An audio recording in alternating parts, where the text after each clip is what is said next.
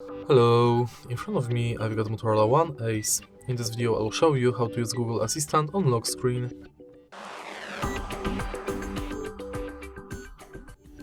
In the beginning, let's go to Google app, enter More, and go to Settings. Enter Google Assistant, Voice Match, and enable Hey Google function. Retrain the voice assistant, or try it. Hey Google. Hey Google. If it's not working, let's go to retrain the assistant voice model. Okay Google. Okay Google.